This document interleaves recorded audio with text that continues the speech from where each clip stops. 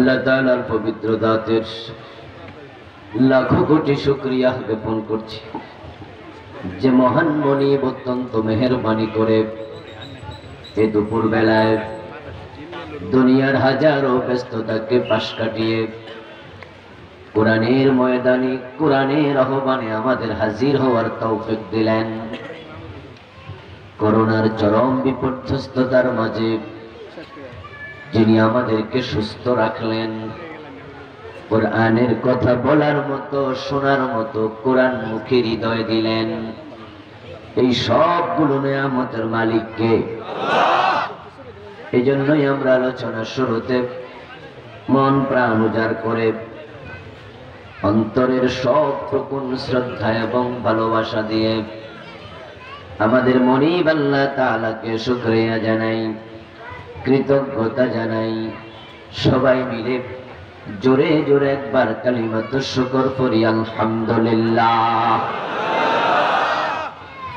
দুরূদ ও সালাম বিশ্বনবী সাইয়্যিদুল মুরসালিন ইমামুনা ওয়া কুদওয়াতুনা হাবিবুনা উসওয়াতুনা তাবিবু কুলুবিনা মুহাম্মাদুর রাসূলুল্লাহ সাল্লাল্লাহু আলাইহি ওয়াসাল্লামের উপর সাহাবায়ে কেরাম ও শুহাদায়ে জামের আলা ইল্লিয়িন আল্লাহ তাআলার কাছে কামনা করছি, বলুন আমিন।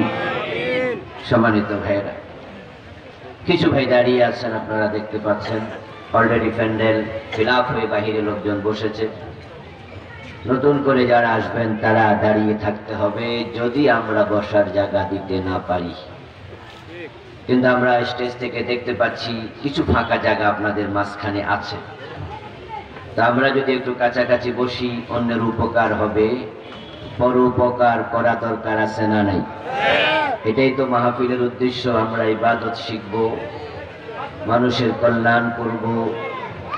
এটা না হলে মাহফিল শুনে তো কোনো লাভও নাই। আমি বিনীত আরজ করতে চাই ফাঁকা জায়গাগুলো আমরা ফিল আপ করে ফেলি। ফাঁকা জায়গাগুলো একটু মেহরবানি করে ফিল আপ করুন। মাশাআল্লাহ, অনেকে ইতিমধ্যে নড়াচড়া শুরু করছে, আবার অনেকে নড়ে না। বসছি তো বসছি, নড়বো কেন? প্লিজ আপনারা ফাঁকা আছে কিন্তু ভাই একটু প্লিজ সামনে একটু একটু করে আসেন। যারা দাঁড়িয়ে আছেন তারা বসে যান, যারা বাহিরে বসেছেন রোদ্রের তাপ আসলে কষ্ট পাবেন, আপনারাও চেপে চেপে চলে আসুন ভিতরে। মাশাআল্লাহ। সম্মানিত ভাইরা, আমি আপনাদের সম্মুখে পবিত্র কোরআন মাজিদ থেকে সূরাত ইব্রাহিমের প্রথম আয়াতে কারিমা তেলাওয়াত করেছি। বিশ্ব নবীর পবিত্র মুখ অনুসৃত এখানে ছোট্ট হাদিসে নববী পাঠ করেছি। আল্লাহ তাআলা তৌফিক দান করলে এখান থেকে কিছু কথা বলবো। ওয়া মা তৌফিকি ইল্লা বিল্লাহ। আল্লাহ তাআলা বলেন আলিফ লাম রা। আলিফ লাম রা এর অর্থ আল্লাহই ভালো জানেন। তারপরে তিনি বলেন কিতাবুন আনজালনাহু ইলাইক, আয় হাযা কিতাব, এই কিতাব কোরআন, আনজালনাহু ইলাইকা, আমি আল্লাহ আপনার কাছে নাজিল করেছি। হে প্রিয় নবী, এই কিতাব আমি আল্লাহ নাজিল করেছি। তাহলে যারা বলতো কোরআন রাসূল লিখেছে, রাসূল কবি ছিল, এটা উনার লেখা কিতাব, এই আয়াতে কারিমা দিয়ে তাদের কথা বাতিল, ঠিক না? রাসূল এটা লিখেন নাই, এটা রাসূলের কথা নয়, এটা আল্লাহর কথা নাজিল করেছেন আল্লাহ। আনজালনাহু ইলাইকা, আমি আল্লাহ আপনার কাছে নাজিল করেছি। কেন নাজিল করেছি? আপনি এটা তেলাওয়াত করবেন সকাল সন্ধ্যায়, তারপরে গিলাফে বেঁধে তাকে রেখে দেবেন, সেজন্য নয়। জিনে ধরলে ফু দিয়ে জিন তাড়াবেন, এটাকে মন্ত্রের কিতাব বানায়া নাজিল করি নাই। অসুস্থ হলে গলায় ঝুলাবেন তাবিজ বানায়া সেজন্য নাজিল করি নাই। মানুষ মরলে পরে হুজুর ডেকে এনে লাশের সামনে বসে খতম করাবেন, আমি সেজন্য নাজিল করি নাই। আমি কেন নাজিল করেছি? আমি আল্লাহ বলছি, সেটা হলো লিতুখরিজান্নাসা মিনাজ-জুলুমাতি ইলান-নূর। এই কোরআনের মাধ্যমে আপনি অন্ধকারে ডুবে থাকা মানুষগুলোকে আলোর পথে নিয়ে আসবেন। সুবহানাল্লাহ। এটা আমি জীবিত মানুষের কিতাব পড়েছি, যে মানুষগুলোর বোধ আছে, যে মানুষগুলোর চৈতন্য আছে, সচেতনতা আছে, যাদের কলব এখনো মরে নাই, তাদের কলব জীবিত আছে, তাদের জন্য নাজিল করেছি। মরে যাওয়ার পরে তার কলবও মরে যাবে, তার চোখও মরে যাবে, তার কানও মরে যাবে। কান আছে, শোনার ক্ষমতা থাকবে না। মৃত ব্যক্তিরও চোখ আছে, দেখার ক্ষমতা নাই। কলব আছে, মরে গেছে। এখন হুজুর ডেকে তার সামনে কোরআন খতম করাইয়া কোনো লাভ নাই। আমি মরা মানুষের জন্য কোরআন নাজিল করি নাই, আমি নাজিল করেছি তাদের জন্য যারা অন্ধকার থেকে এখনো আলোর পথে যাওয়ার মতো তাদের হায়াত আছে, বেঁচে আছে, বোধ আছে, চৈতন্য আছে, বিবেক আছে। হে নবী, আপনি এই কিতাবের মাধ্যমে অন্ধকারে ডুবে থাকা মানুষগুলোকে আলোর পথে নিয়ে আসুন। এই কিতাব আমি এই জন্যই নাজিল করেছি। এই কথাটা আল্লাহ তাআলা আজকে বলেন নাই, এটা বলেছেন আজ থেকে 1400 বছর আগে। যখনকার যুগটার নামই ছিল অন্ধকার যুগ। এই কোরআন তখন নাজিল হয়েছিল যখন মানুষের ভিতরে মনুষ্যত্ব বোধটুকু ছিল না। মানুষগুলো অন্যায় করতে করতে এত নিচে নেমেছে, তাদের কাছে অন্যায়কে তখন অন্যায় মনেও হতো না। ছেলে মেয়ে, মা বাবা, আপনজন এক জায়গায় বসে মদ পান করে মাতলামি করত। মদ পানকে তারা কোনো অন্যায়ের কাজই মনে করত না। বাবার সামনে তার যুবতী মেয়েটাকে দিনে দুপুরে রাস্তায় ধর্ষণ করত, অফেন খোলা ময়দানে। ওই বাবা বিচার পাওয়া দূরের কথা, বিচার চাওয়ার জায়গাটাও ছিল না। মেয়ে হয়ে জন্মগ্রহণ করার কারণে বাবা নিজে নিজের মেয়েটাকে জীবিত মাটিতে চাপা দিয়ে দিত। এটা কোনো অন্যায় ছিল না, বরং যেই বাবা তার জীবিত মেয়েকে মাটিতে চাপা দিতে পেরেছে, সেই বাবারে মানুষ ধন্যবাদ জানানোর জন্য তার বাড়িতে হাজির হতো। কোন ব্যক্তির মৃত্যুর পরে তার বাড়ির সামনে এরকম লাঠি গাড়াইয়া, খুঁটা গাড়াইয়া, বাঁশ গাড়াইয়া, ওই বাঁশের মাঝে তার তলোয়ারটা ঝুলাইয়া নিচে কবিতা লিখত। ওই কবিতার প্রতিপাদ্য ছিল, আমার বাবার হাতে মোট কতজন খুন হয়েছে, যে যত বেশি খুন করত তারা তাকে তত বড় বীর পুরুষ বলত। খুন করা কোনো অপরাধ নয়। মেয়ে জন্ম নিয়েছে, মাটিতে জীবিত চাপা দেবে, এটা কোনো অপরাধ নয়। মদ পান করবে সবাই বসে, এটা কোনো অপরাধ নয়। দিনে দুপুরে মেয়েটার ইজ্জত লুটে নেবে, এটা কোনো অপরাধ নয়। ওই মানুষগুলো নিচে নামতে নামতে এত নিচে নেমেছিল, যার নিচে নামার আর কোনো জায়গাও ছিল না। হয়তো তাদের কীর্তিকলাপ কার্যক্রম দেখে ইবলিস পর্যন্ত আটকে উঠতো, তোরা কেমনে কাম করস, আমি ইবলিসও তো এত আকাম করতে পারব না। তাই তো তামাম দুনিয়ার সব মানুষ, শিক্ষিত অশিক্ষিত, কলামিস্ট, সাংবাদিক, কবি, সাহিত্যিক, ঔপন্যাসিক, সব মানুষ সে যুগের নামই দিয়েছে আইয়ামে জাহিলিয়া, অজ্ঞতার যুগ, বর্বরতার যুগ, অন্ধকার যুগ, দি ইরা অফ ইগনোরেন্স। সমাজের মানুষগুলো আপাত মস্তক অন্ধকারে ডুবেছিল। ঠনক বিষয় নিয়ে মারামারি লেগে যেত। ওই মারামারিতে তলোয়ারের জঞ্জনানিতে হাজার হাজার মানুষ মারা পড়তো, কিচ্ছু আসে যায় না। ও গাছ মেলাতে কে আগে তার উট পানি পান করাবে তা নিয়ে ঝগড়া লেগে ঝগড়া চলেছে লাগাতার 70 বছর। ওই মারামারি শুরু করেছে দাদা, শেষ করেছে নাতি। যুগের পর যুগ মারামারি, হাজার হাজার মানুষ খুন হয়েছে। বিষয়টা ছিল উটকে আগে পানি পান করাবে। এই মানুষগুলো এতটা নিচে নেমেছিল, তাদের মাঝে যারা জ্ঞানী ছিল, পণ্ডিত ছিল, শিক্ষিত ছিল, তারা কবিতা লিখতো, উপন্যাস লিখতো। কবিতার প্রতিপাদ্য ছিল তাদের স্ত্রীর কোন অঙ্গ কত সুন্দর, ওটাই ছিল কবিতার মূল বিষয়। তাদের মাঝে সেরা কবির নাম ছিল ইমরুল কায়েস, তার প্রেমিকার নাম ছিল ওনায়েজা। সে তার কবিতায় ওনায়েজার দেহের কোন অঙ্গ কত সুন্দর তা নিয়ে লিখত। আর তৎকালীন যুগের লোকেরা তার কবিতা সোনালী হরফ দিয়া লিখে কাবার গিলাফে ঝুলাইতো।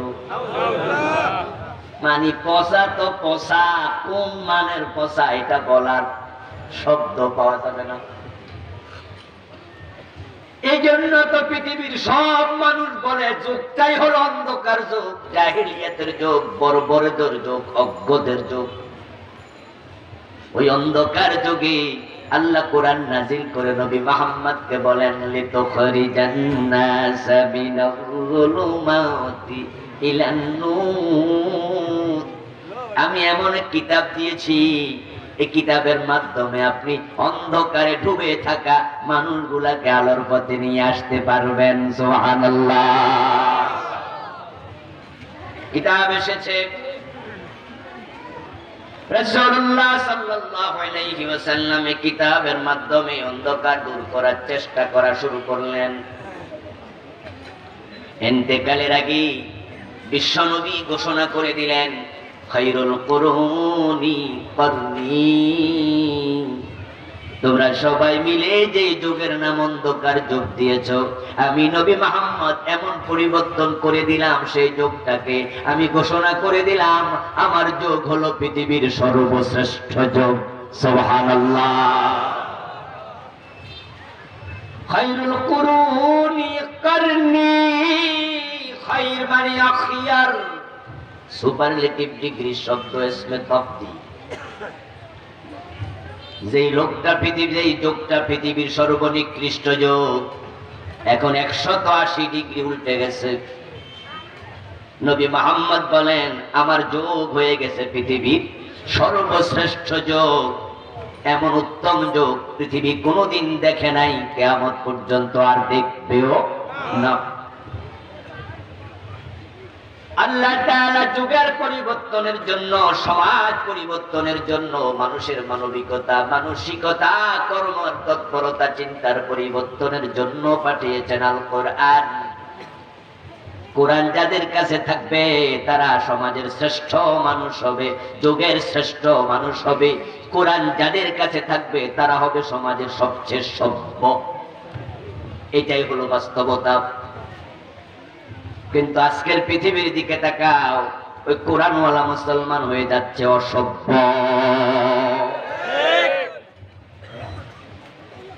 পৃথিবীর অনেক দেশ পাওয়া যাবে, ইউরোপ আমেরিকাতে, যেখানে কাফেররা মিথ্যা কথা বলে না, কেউ কাউকে ওজনে কম দেয় না, মালে ভেজাল দেয় না। তাদের দেশে রাস্তার মাঝে কেউ কলা খেয়ে কলার সিলকা ফেলে না, রাস্তায় ময়লা ফেলে না, মানুষ মানুষকে ঠকায় না, মানুষ মানুষের উপকারের জন্য পাগল হয়ে দৌড়ায়। অবাক হয়ে যাবেন বন্ধু, আমি একটি প্রোগ্রাম করার জন্য নিউ ইয়র্ক থেকে গিয়েছি আপনার জ্যামাইকা, ভুলে গেলাম ওয়াশিংটন থেকে ফিরতেছিলাম। আমি একা বিমানে উঠবো। প্রোগ্রাম যারা করেছে তারা সব কিছু রেডি করে দিয়ে বিমানে ওঠার জন্য আমার ঢুকায় দিয়ে চলে গেল। কিন্তু বিমানে ওঠার সময় একজন মহিলা অফিসার বলতেছে লাগেজ এলাও না। আমার হাতে একটা হ্যান্ড লাগেজ, বলছে লাগেজ এলাও না। আমি বললাম কেন? সে বলতেছে তিনি টিকেট করেছে, তিনি লাগেজ লাগবে না, লাগেজ নাই। উনি বলেছে শুধু পার্সন, তুমি সিঙ্গেল যাইবা। আমি বললাম ইন্নালিল্লাহ, বলে কি? তো লাগেজ আমি কি করবো, আমার হ্যান্ডব্যাগ আমি কি করবো? তখন বলতেছে তাহলে তোমাকে $50 সম্ভবত বললো অতিরিক্ত দিতে হবে। আমি বললাম $50 নেও। এবার মহিলা অফিসার বলতেছে টাকা নেওয়ার সিস্টেম নাই, তুমি কার্ডের মাধ্যমে টাকা দিতে হবে। তা আমি বললাম আমার কাছে তো কার্ড নাই। তখন সে ইঙ্গিত করে বলে ওই যে একটা মেশিন আছে, মেশিনে গিয়ে কার্ড তৈরি করো, তারপরে কার্ডের মাধ্যমে পাঞ্চ করে টাকা দাও। যেই লোকটা আমাকে টিকেট দেয়, টিকেটে আপনার বুকিং দেয়, টিকেট তো আমার আগেই আছে, যে আমাকে কি বলে এটাকে বোর্ডিং পাস দেবে, সে বলতেছে পিছনে লোকজন লাইনে খাড়াই রয়েছে, কেউ বিরক্ত হচ্ছে না, আমার সাথে এত কথা, কেউ বিরক্ত না, মহিলা নিজেও বিরক্ত না। সে আমার বলতেছে কার্ডটা বানায় আনো। আমি বললাম I don't know how to make card, কেমনে কার্ড বানায় আমি তো জানিও না। কথা বুঝতেছেন? যে কার্ড যে বানাইবো, আমার কাছে ডলার আছে, কিন্তু কার্ড যে কেমনে মেশিন দেবে না আমি তো জানি না। আশ্চর্য হলাম। ওই মহিলাটা তার চেয়ার থেকে উঠে তারপরে আমাকে বলল তুমি ডলার দাও। তাকে আমি ডলার দিলাম। সে হেঁটে গেল, আমার তুমি দাঁড়ায় থাকো। সে নিজে গেল ওই মেশিনের কাছে, কার্ড বানাইলো, তারপরে আসলো, পাঞ্চ করে টাকাটা নিল, তারপরে আমাকে বোর্ডিং পাস দিল। পিছন থেকে লোকগুলো যারা লাইনে আছে কেউ কোনো কথা বললো না, সেও বিরক্ত হলো না, তারাও বিরক্ত হলো না, এত সহযোগিতা করলো, অথচ সে জানা আমি তার দেশের নাগরিক না। আপনাদের কাছে জানতে চাই, এই ঘটনা যদি বাংলাদেশের কোন এয়ারপোর্টে হতো আমার এত সাহায্য করতো? অফিসার বলতো বানাইতে না পারলে আমার কি নিয়ে সরো, পিছর জানাইও, পিছনে তারা কইতো হুজুরে সরাও, ঠিক কিনা? আমাদের কাম আছে না? আমার বন্ধু, মানুষের উপকার করা, মানুষকে না ঠকানো, মিথ্যা না বলা, প্রতারণা না করা, ওজনে কম না দেয়া, ভেজালে কম ভেজাল না দেয়া, এই সব ছিল আল্লাহর কোরআনের গুণাবলী, ঠিক কিনা? এই গুণাবলীগুলো মানুষ তার নিজের জীবনে নেবে, যখন নেবে তখন অন্ধকার দূর হয়ে যাবে, সোনার সমাজ প্রতিষ্ঠিত হবে। কিন্তু আমরা কোরআনওয়ালারা কি হয়েছি? হিন্দুকে জিজ্ঞাসা করো, তারা বলবে তারা কোরআনওয়ালা নয়, তারা বেদওয়ালা। খ্রিস্টান বলবে বাইবেলওয়ালা, ইহুদি বলবে তাওরাতওয়ালা। আমরা মুসলমান, আমরা বলি কোরআনওয়ালা। কিন্তু আপনাদের কাছে আমি জানতে চাই, কোরআনের যে গুণগুলো থাকা দরকার আমাদের কাছে এগুলো আছে? অধিকাংশের কাছেই নাই। না থাকার কারণে আমরা আবার জাহিলিয়াতে ফিরে যাচ্ছি। রাসূলুল্লাহ সাল্লাল্লাহু আলাইহি ওয়াসাল্লাম যে যুগে এসেছিলেন সেই যুগে মদ ছিল, সবাই মদ পান করত, কিন্তু মদের জন্য আলাদা কোনো বার ছিল না। মদের সাথে মেয়ে নাচবে এমন কোন 5 স্টার হোটেলও ছিল না। বর্তমানে আমরা জাহিলিয়াতকে ক্রস করে ফেলেছি। আমাদের মুসলমানের বাংলাদেশও 5 স্টার হোটেলগুলোতে মদের বার আছে, সাথে নাচার জন্য মেয়েও আছে। না না,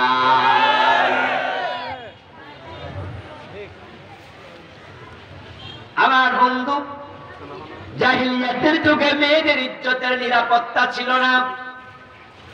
এখন আমরা আবার নতুন জাহিলিয়াতের দিকে যাচ্ছি।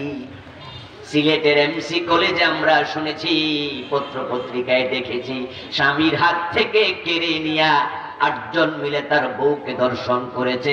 প্রমাণ হয়ে গেছে আমার দেশেও স্বামীর কাছেও তার বউটা নিরাপদ না। গাড়ির মাঝে গার্মেন্টস কর্মীকে 5 জন 7 জন মিলে ধর্ষণ করে হত্যা করেছে, এমন ঘটনা আছে না নাই? আপনাদের এই রোডও হয়েছে, কিশোরগঞ্জ রোডও হয়েছে, কটিয়াদি রাস্তা, এখনো মামলা চলমান। জাহিলিয়াতের যুগে যুবতীর ইজ্জত লুটে নিত, এটা ইতিহাসে পাওয়া যায়। কিন্তু এখন নতুন এক জাহিলিয়াত আবার ধেয়ে আসছে। এখন আর যুবতী হওয়া লাগে না, 3 বছর 5 বছরের ছোট্ট মেয়েটা ধর্ষিতা হচ্ছে, এমন ঘটনাও আছে না নাই?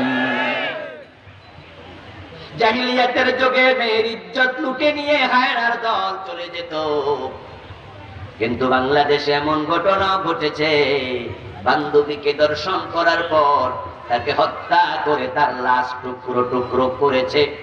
ঢাকার বাংলা মোটরে এক হোটেলে তার বান্ধবীকে ইজ্জত নষ্ট করে মোট 22 টুকরা করছে। সর্বোচ্চ শিক্ষাপীঠ বুয়েটের মতো ইউনিভার্সিটি, যেখান থেকে বড় বড় ইঞ্জিনিয়ার বের হয়। আমরা কিছুদিন আগে দেখেছি বন্ধু বান্ধবরা আরেকজন বন্ধুকে সাপের মতো পিটাইয়া হত্যা করেছে। 18 জন মামলার আসামি। আবরারের কথা মনে আছে না নাই? তাদের মাঝে কোনো জায়গা জমিন নিয়ে দ্বন্দ্ব ছিল না। তারা একজন আরেকজনের সাথে একসাথে এক ইউনিভার্সিটিতে পড়েছে। ক্যান্টিনে খাওয়ার জন্য গেলে হয়তো একসাথে এক টেবিলে বসে ভাতও খাইছে। কেউ 1st ইয়ার, কেউ 2nd ইয়ার, কেউ 3rd ইয়ার, একই ইউনিভার্সিটি, একই জায়গা, কিন্তু সাপের মতো পিটায়া হত্যা করেছে। যেই মানুষগুলো তারা কত নির্মম হয়েছে। হঠাৎ করে কেউ কাউকে ঘুষি মারল, হঠাৎ করে মারার কারণে এমন জায়গায় ঘুষিটা পড়েছে, লোকটা হঠাৎ মরে গেছে। যে মারছে সেও জানে আমি তো হত্যা করার জন্য মারি নাই, কিন্তু পড়ে গেছে এমন জায়গায় মরে গেছে, এটা হলে ভিন্ন জিনিস।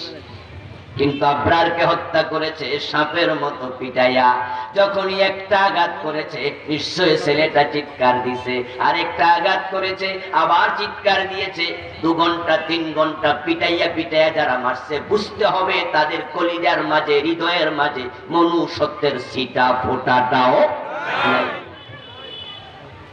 ওই যে জাহিলিয়াতের যুগে মানুষ মারতো, হৃদয়ে কোন রকমের ভালোবাসা ছিল না।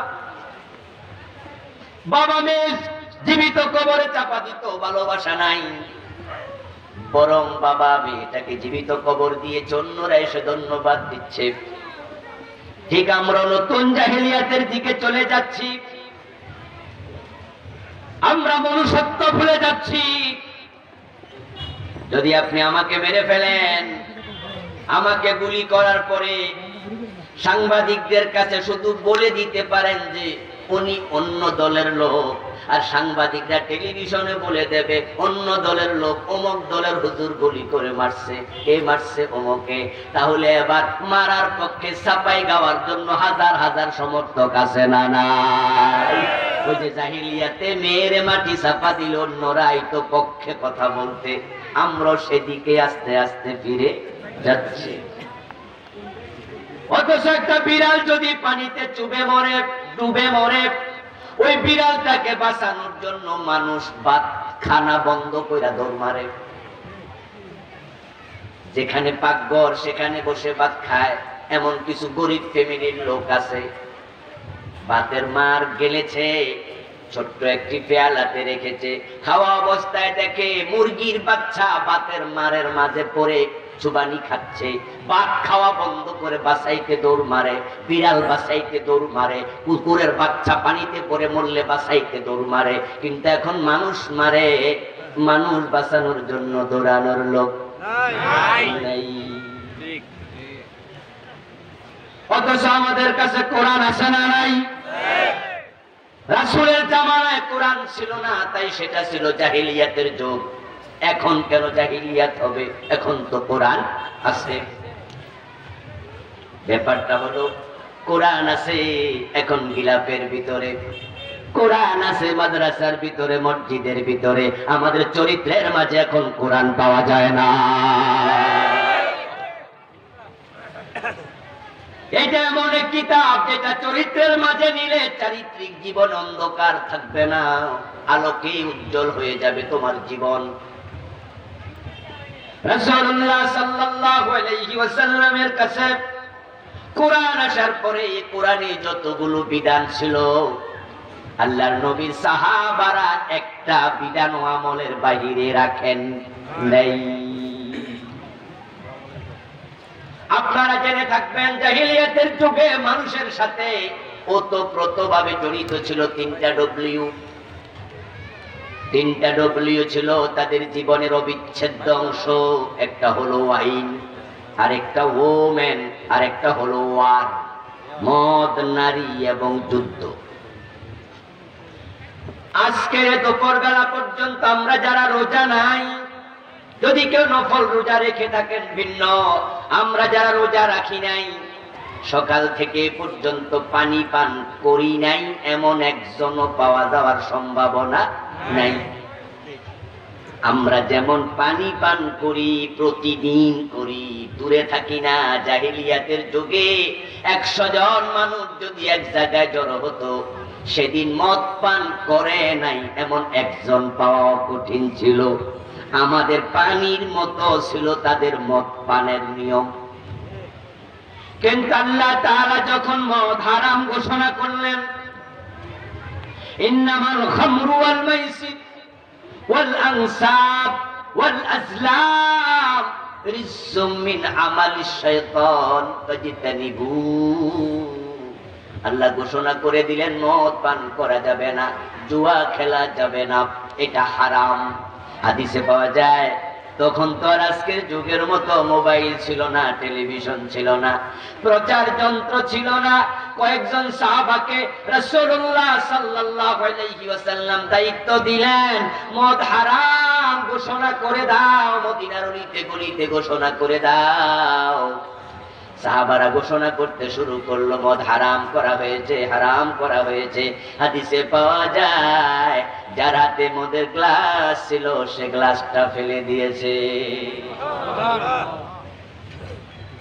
কেউ মদ পান করছিলেন, গালের ভিতর আঙ্গুল ঢুকাইয়া বমি করে দিয়েছে।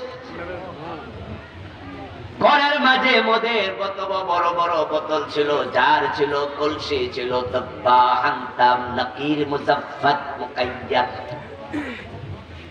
এই জাতীয় কলসি বানাতো, মটকা বানাতো, এগুলোর ভিতরে মদ বানাতো। হাদিসে পাওয়া যায় ওই ঘোষণা শোনার সাথে সাথে যার ঘরে যে পরিমাণ মদ ছিল ঘরের বাইরে ঢেলে দিয়েছিল। মক্কার অলিতে গলিতে মদের বন্যা প্রবাহিত হয়েছে। হারাম ঘোষণা হয়েছে, খাওয়ার যাবে না, এটা আমল করতে হবে। সব মুমিন বোঝে আল্লাহ যা নিষেধ করেছে তা করা মুমিনের জন্য জায়েজ নাই, ফেলে দাও। যখন যে অর্ডার হয়েছে তখন তাই তারা মানছে, আর সেটা মানার কারণেই তাদের জীবনে এমন পরিবর্তন আসছে। যারা মানুষের বাড়িতে লুণ্ঠন করত, মানুষের মুখের খাবার কেড়ে নিত, যাদের কাছে মানুষের জীবন, মানুষের সম্পদ কোনটাই ছিল না নিরাপদ, ডাকাতি এবং চুরিকে যারা পেশার মর্যাদা দিয়েছিল, চোর পরিচয় দিত আমি চোর, লজ্জা পেত না। ডাকাত পরিচয় দিত আমি ডাকাত, লজ্জা পেত না। তারা মহিলার কানের গলার চেইন, কানের ফুল, নাকের ধুল, নাকের ফুল, কানের ধুল শুধু কেড়ে নিত না, তারা মায়ের কোলের শিশুটাকে কেড়ে নিয়া বাজারে দাস বানায়া বিক্রি করে দিত। ওই মায়ের ইজ্জতটা কেড়ে নিত। সম্পদ নিয়েছে, ইজ্জত নিয়েছে, কোলের ছেলেটাকে পর্যন্ত কেড়ে নিয়া বিক্রি করেছে। এই ছিল তাদের চরিত্র।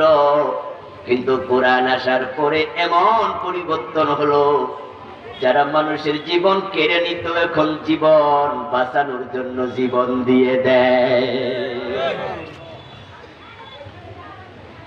এখন আর খাবার কেড়ে নেয় না, নিজে না খেয়ে খাওয়াইয়া দেয়। ইয়ার মুখের যুদ্ধের দিকে তাকালে আমরা দেখি পানি পানি বলে চিৎকার দিয়েছে, যিনি সাকিয়ে মা পানি পান করাবে তিনি দৌড়াইয়া গেছে, হাতের গ্লাস মুখের কাছে নিয়ে কানে শুনেছে আর একজন পানি বলে চিৎকার দিচ্ছে। গ্লাস ফিরাইয়া দিয়া বলছে, ওই গ্লাসের পানিটা আমার ভাইকে পান করতে দাও, হতে পারে সে আমার চেয়ে বেশি পিপাসিত। প্রাধান্য দিয়েছে। এরকম 3 অথবা 7 জন পানি পান করে নাই, শহীদ হয়েছে, অন্যকে প্রাধান্য দিয়েছে। এখন অন্যের জীবন বাঁচানোর জন্য তারা জীবন দেয়।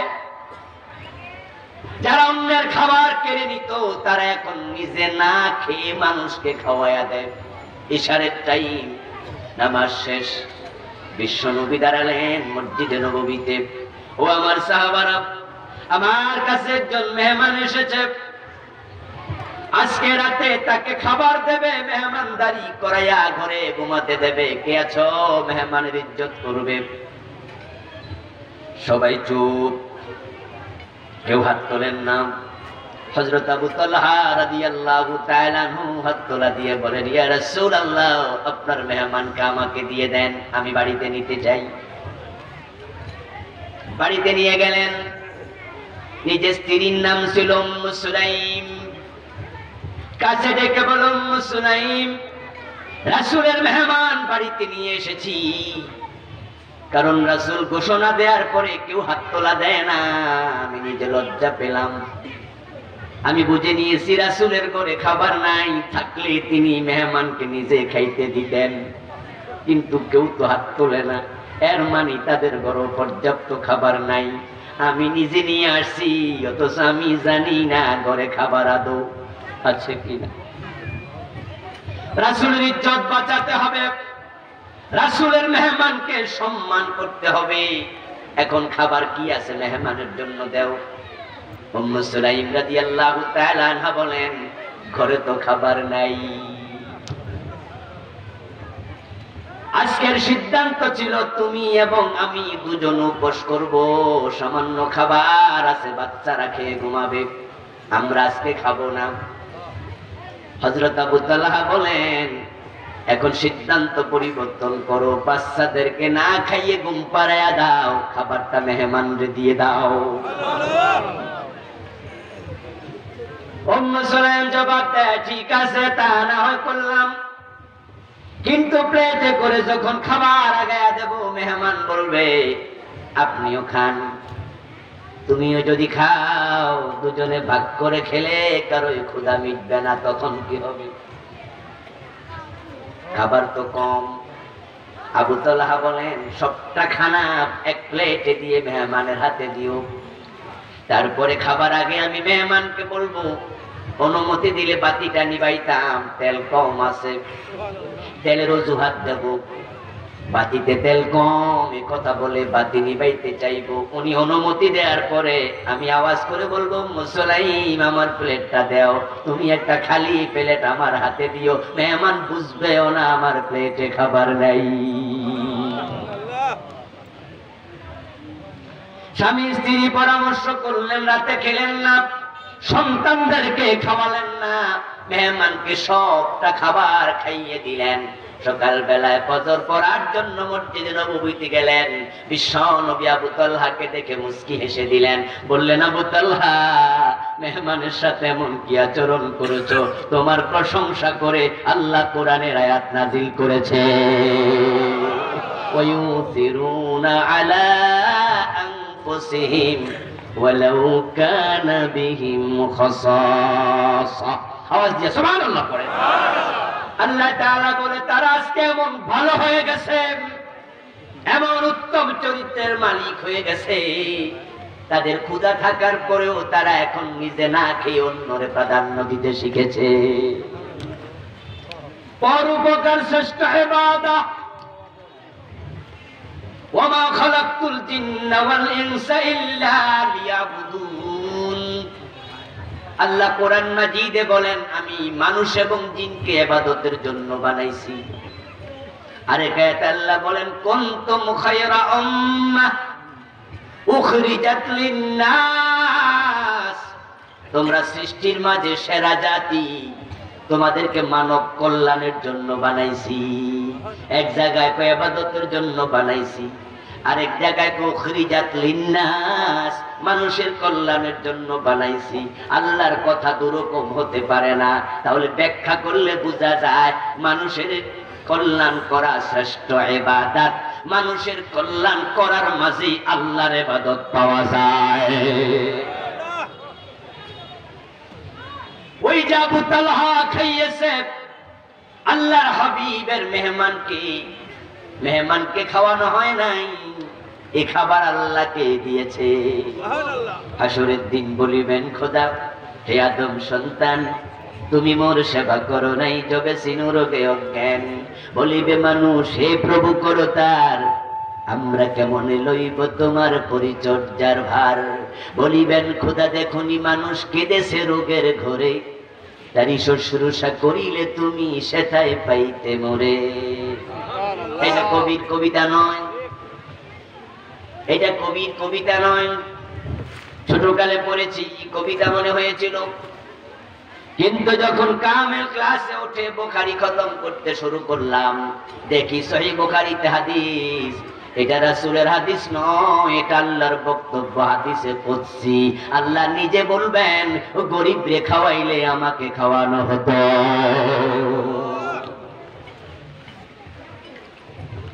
আজকে আমাদের ভিতরে মানব কল্যাণের চিন্তাটাও হারায় গেছে। নাই অন্যকে ঠকাইতে পারলে নিজেকে চালাক মনে করি না, যখন একটু চালাকি ডালাকি কইরা অন্যরে ঠকাইয়া দেই, নিজে মনে মনে আত্মতৃপ্তি পাই, বাহ আমি যে হেরে ঠকাইছি হে বুঝতেও পারে না আমি চালাক। আমরা ওজনে কম দিয়ে মজা পাই, মানে বেজাল দিয়ে মজা পাই, মানুষ ঠকাইয়া মজা পাই। অথচ বন্ধু, তুমি মানুষের কল্যাণ করো, আল্লাহ তোমাকে মানব কল্যাণের জন্য বানাইছে। মানব কল্যাণ শ্রেষ্ঠ ইবাদত। মসজিদে নামাজে দাঁড়িয়েছেন, জামাতের সাথে নামাজ পড়ছেন, হঠাৎ করে আওয়াজ আসলো কানে, মসজিদের পাশে কারো বাড়িতে আগুন লেগেছে। ওখান থেকে যদি চিৎকার শোনা যায়, বাড়িতে আগুন লাগছে, বাঁচাও বাঁচাও বাঁচাও, শরীয়তের বিধান হলো তুমি নামাজ ছেড়ে দিয়া আগে আগুন নিভাতে যাও।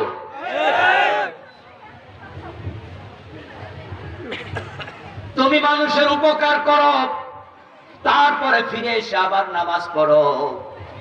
কারণ মানুষের কল্যাণ আল্লাহর জন্য এত আনন্দের, এত খুশির। নবী মুহাম্মদ বলেন, মেরাজের রাতে আমি জান্নাতে ঢুকেছি, দাখালতুল জান্নাতা ওয়া রাআইতু ফিহা রাজুলান ইয়াতাকাল্লাব। আমি জান্নাতে ঢুকে দেখি আল্লাহর এক বান্দা জান্নাতের মাঝে ঘোরাফেরা করছে। আমি জান্নাতের যে জায়গায় যাই সেখানে তাকে দেখতে পাই। আমি জিবরিল আমিনকে প্রশ্ন করলাম, এই লোকটা এমন কি নেক আমল করেছে আল্লাহ পুরা জান্নাত তার জন্য খুলে দিয়েছে। আমি যেখানে যাই সেখানে তাকে পাই। জিবরিল আমিন জবাব দেন, দাখালাল জান্নাতা ফি শাজারাতিন কাতাহাতু জিন্নাস। ও প্রিয় নবী, অনেক বেশি নেক আমল করে জান্নাত পেয়েছে তা নয়, বরং মানুষের চলাচলের পথে একটা গাছ ছিল। হতে পারে গাছটা পথের কোন মোড়ে, পথের কোন বাঁকে, রাতের বেলায় অন্ধকারে পথিক হোঁচট খেত, নতুন পথিক ধাক্কা খেয়ে ব্যথা পেত।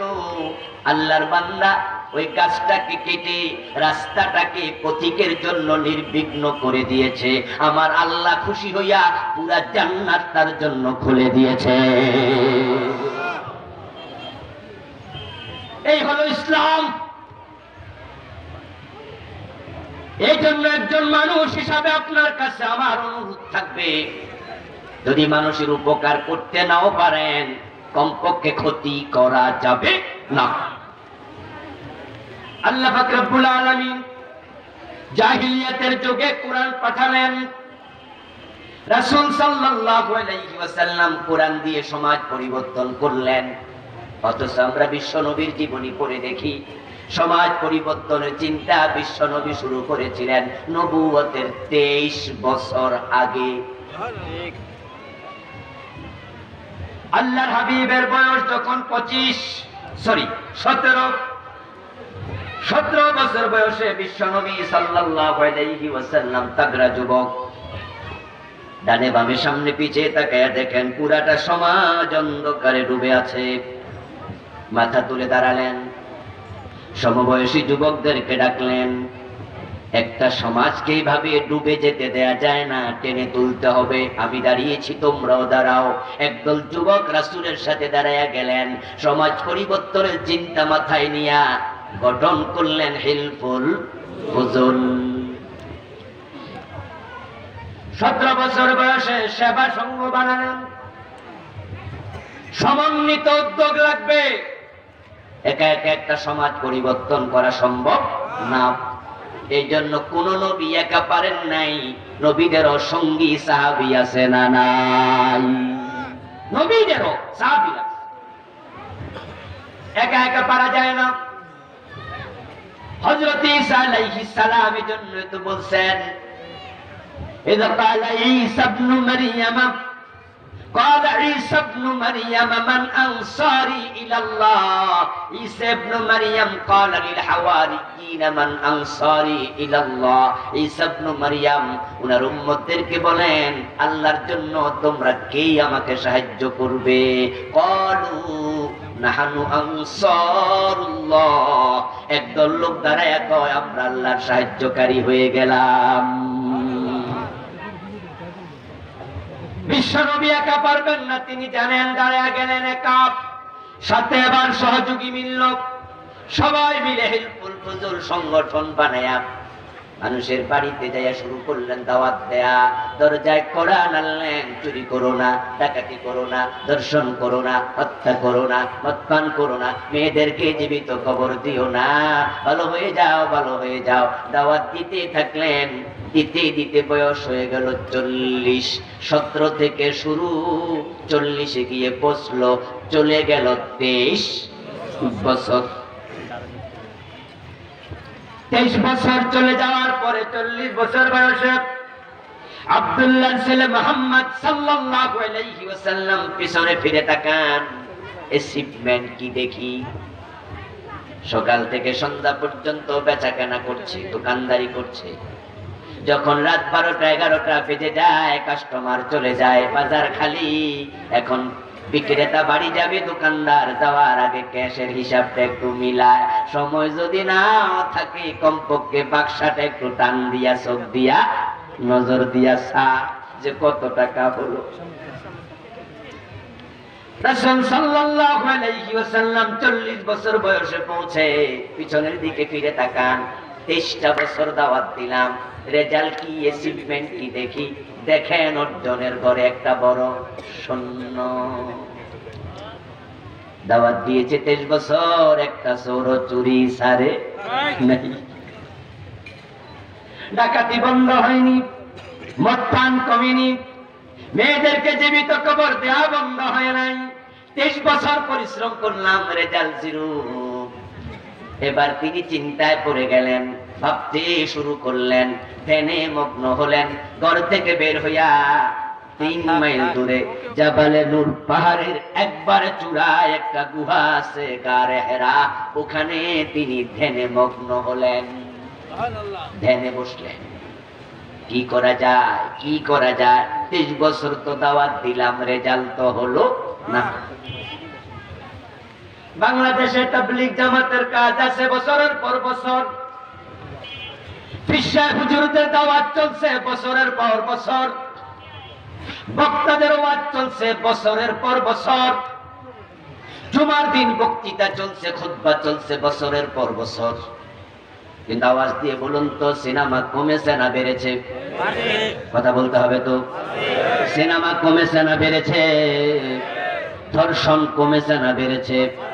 সুদ কমেছে না বেড়েছে? ডাকাতি কমেছে না বেড়েছে? চুরি কমেছে না বেড়েছে? অন্যায় অনাচার কমেছে না বেড়েছে? নামাজির সংখ্যা বেড়েছে না কমেছে? ভালো মানুষের সংখ্যা বেড়েছে না কমেছে? তো আজও আছে, সিনেমাও আছে, হুজুরও আছে, সুদী ব্যাংকও আছে। ওয়াজের ফাঁকে ফাঁকে সব যদি পারে বুঝতেই হবে আলেম ওলামাদের নতুন করে ধ্যানে বসা দরকার। ধ্যানের বিকল্প নাই, চিন্তার শক্তি কাজের চেয়েও বেশি। ইসলাম বিরোধীরা ধ্যানে বসে গেছে।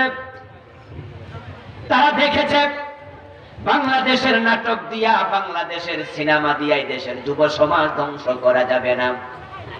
তাই তারা এখন ভারত থেকে সিনেমা আমদানি করছে। সিনেমার পোস্টারে লেখা দেখা যায় যৌথ প্রযোজনা। বাংলাদেশের সিনেমায় আমল ধ্বংস হবে। নাটক এবং সিনেমাতে যখন কেউ স্বামী, কেউ নার মেয়ে, বউ, এই দুইটা পার্টে অভিনয় করে, স্বামী যদি বউরে লাঠি দিয়া পিটায়, বউ আল্লাহ আল্লাহ বাঁচাও বলে ডাকে, যারা বউরে দেখে তাদের আমল নষ্ট হবে, কবিরা গুনাহ হবে। বেপরদা নারী দেখছে কিন্তু ঈমান নষ্ট হবে না। যখন ভারত থেকে আমদানি শুরু, এখন আল্লাহর জায়গায় ভগবান ডাকা শুরু হবে। আল্লাহর জায়গায় ভগবান ঢুকে গেছে। এখন শুধু আমল যাবে না, ঈমানও। ওই জি বাংলা স্টার জলসার কারণে বাংলাদেশের চা দোকানগুলো সিনেমা হল হয়ে গেছে। যখন কলকাতায় জি বাংলায় বসে উলুধ্বনি দেয়, তখন বাংলাদেশে হাজী সাহেবের ঘরেও উলুধ্বনি বাজছে। বাংলাদেশে 40টার উপরে চ্যানেল আছে, ভারত একটাও ঢুকতে দেয় নাই। আমাদের বিটিভিটা ভারতে নাই, এটিএন নাই, চ্যানেল আই নাই, এনটিভি নাই, আরটিভি নাই, একটা চ্যানেলও ভারতে ঢুকতে দেয় না। কিন্তু ভারতের চ্যানেল বাংলাদেশে ঢুকেছে ডজন ডজন। কারণ তারা ভেবেছে, তারা ধ্যানে বসেছে, তারা দেখেছে বাংলাদেশের নাটক, বাংলাদেশের সিনেমা যতই খারাপ হোক, ওই সিনেমা নাটকের মাঝে মাঝে মাঝে আল্লাহর কথা আছে, মসজিদ দেখায়, মাদ্রাসা দেখায়। বাংলাদেশের চ্যানেল গুলো তার কিছু না থাকুক, কমপক্ষে 5 বার আজান আছে না নাই? রমজান মাসে কোরআন হাদিসের আলোচনা আছে না নাই? যদি কলকাতায়, আসামে, মিজোরামে, ত্রিপুরায় বাংলা এই সিনেমা বাংলাদেশের আপনার চ্যানেল গুলো ঢুকতে দেয়, তাহলে হিন্দুদের ঘরে আজানের ধ্বনি ঢুকে যাবে। তারা তাদের ঘরে আজান ঢুকতে দেয় নাই, কিন্তু আমরা উলুধ্বনি ঢুকাইয়া দিছি। তারা বুঝলো, আমরা বুঝলাম না। যখন হিন্দুদের পূজা আছে, আমাদের মুসলমান নেতাদের চুলকানি ওঠে, বলা শুরু করে ধর্ম যার যার, উৎসব সবার, ঠিক না? অর্থাৎ মুসলমানের ছেলে মেয়েদেরকে বুঝায় তোরা পূজায় যা, উৎসব তো সবার, যা ওখানে যা। হিন্দুদের পূজায় যাইয়া যদি হাততালি দেয়, শীষ দেয়, আনন্দ করে ইমানটা চলে যাবে। কিন্তু মুসলমানের কুরবানির ঈদ আইলে ধর্ম যার যার, উৎসব সবার স্লোগান তখন পাওয়া যায় না। হিন্দুরা মুসলমানের গরু জবে দেখতে আসে না। তো ধর্ম যার যার, উৎসব সবার যদি হতো, হিন্দু কুরবানির ঈদে দেখতে আসে না কেন? কোন হিন্দুকে আপনি দাওয়াত দিয়ে আনতে পারবেন না, আসবে না আপনার গরু জবে দেখতে। আপনার ঈদ আপনার, আপনার আনন্দ আপনার, ধর্ম যার, উৎসব তার, সে আসবে না, দাওয়াত দিলেও আসবে না। জিজ্ঞাসা করে দেখুন, আমরা তোদের মূর্তি পূজায় যাই, তোরা আমাদের গরু জবাই দেখতে আসস না কেন? কুরবানি ঈদে কেন আসস না? হিন্দু জবাব দেবে, গরু জবাই করা তাদের ধর্মে অনুমতি নেই, নিষিদ্ধ কাজ করে না, দেখতেও ধর্মের প্রতি শ্রদ্ধা দেখাচ্ছে। এবার আপনাদের কাছে আমি জানতে চাই, দয়া করে বলুন, মূর্তি পূজা আমাদের ধর্মে জায়েজ না হারাম? অনুমোদিত না নিষিদ্ধ? ওই নিষিদ্ধ কাজ আপনি কেমনে দেখতে যান? হিন্দু বুঝলো তার ধর্মের মর্যাদা, মুসলমান বুঝলো না। এর কারণ তাদের কাছে কোরআন আছে, মসজিদ মাদ্রাসায় গিলাপের ভিতরে, বাস্তব জীবনে তারা কোরআন নিতে রাজি না। রাসূল সাল্লাল্লাহু আলাইহি ওয়াসাল্লাম ধ্যানে বসলেন। তিনি যখন ধ্যানে বসলেন, আল্লাহ পাক রব্বুল আলামিন সমাধানের পথ দেখালেন। তিনি কোরআনে বলছেন, মান জাহাদা ফিনা লানাহদিয়ান্নাহুম সুবুলানা। সুবহানাল্লাহ। আমার পথে যে প্রচেষ্টা করে আগায় তাকে পথ দেখানোর দায়িত্ব আমি আল্লাহ নিজে নিয়ে যাই। অন্তরের খবর জানে কে? বিশ্বনবী চাইলেন, সমাজ পরিবর্তন করতে পারলেন না, তাই তিনি ধ্যানে বসে গেলেন। ভাবছেন কেমনে সমাজ পরিবর্তন করা যায়। বিশ্বনবীর হৃদয়ের প্রতি আল্লাহ নজর দিলেন। নজর দিয়ে দেখলেন মানুষের কল্যাণের জন্য তার হৃদয়টা হাহাকার করছে। আল্লাহ দেরি করেন নাই, কোরআন নিয়ে জিবরাইল পাঠাইয়া দিছে।